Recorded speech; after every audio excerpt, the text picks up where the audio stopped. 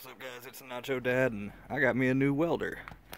This is a Hobart Handler 140. It's not the newest model, it's a couple years old. But I've been using a Northern Tool 125 flux core welder for the last couple years now, and I decided it was time to upgrade to something a little better. And I actually bought this off my brother and got a really good deal on it. And if you look at it, it's different.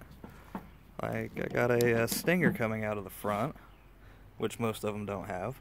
And I've got some toggle switches up here that most of them don't have. So what my brother's done here, he's a welder by trade, and he didn't want to buy a TIG welder for just playing around at the house. So he modified this with a power takeoff, which is what the stinger's for, where if you flip these both up, it kills the roller for the wire feed, and then it also turns on the power, which this goes into for the transformer. So it's just like pulling the trigger on the gun when you flip it up.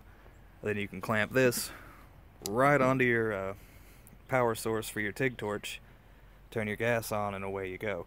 Now, it doesn't work great for that, but it did work. And then I guess if I ever want to do some stick welding, I guess I can do stick welding. But I thought that was kind of unique on him. I don't think we can see anything. I think he cleaned it all up in the side cover.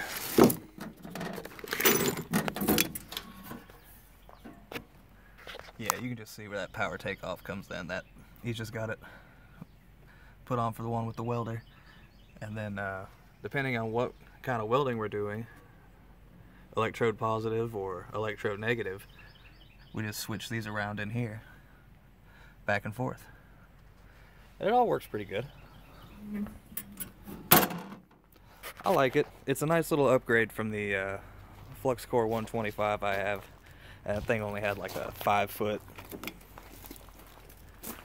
lead on it, and this thing's got a 10-foot, which is awesome.